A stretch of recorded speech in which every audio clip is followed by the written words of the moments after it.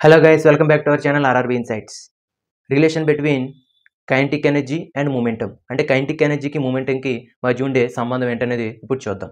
So ఇక్కడ kinetic energy అంటే ఏం తెలుసు మనకి? కైనెటిక్ ఎనర్జీ అంటే the energy possessed by an object due to its motion.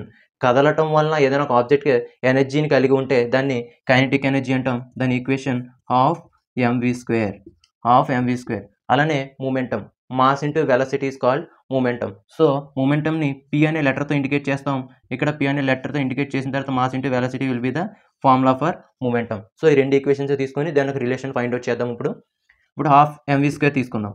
Half MV square అంటే half into MV square. So ఇక్కడ మాస్ని మల్టిప్లై చేసి డివైడ్ చేస్తున్నాం. మాస్ని మల్టిప్లై చేసి డివైడ్ చేయడం వల్ల మనకి ఈక్వేషన్ ఏం చేంజ్ అవుతుంది. సో ఇక్కడ హాఫ్ ఎం into M square V square గాను, అలానే కిందని ఎం యాస్టీస్ గాను రాశాను. సో హాఫ్ ఇంటూ ఎంవిని హోల్ స్క్వేర్గా రాసుకోవచ్చు. ఎంవిని హోల్ స్క్వేర్గా రాసి కిందని ఎం అలానే ఉంచేసాను. సో ఇక్కడ చూడండి, ఎంవి అంటే మాస్ ఇంటూ వెలాసిటీ మూమెంటంకి ఈక్వల్. సో ఇక్కడ నేను ఆ ఎంవి ప్లేస్లో హాఫ్ పి పెట్టాను. పి అంటే momentum, half P square by M. So half P square by M. So ఇక్కడ టోటల్గా relation P square by 2m.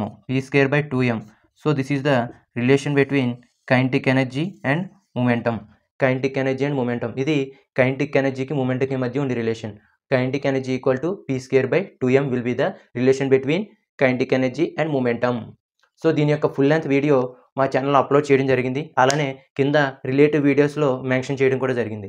Video నచ్చితే లైక్ చేయండి, షేర్ చేయండి. మరిన్ని అప్డేట్స్ కోసం మా ఛానల్ సబ్స్క్రైబ్ చేయండి, బెల్ ఐకాన్ ప్రెస్ చేయండి. Thanks for watching.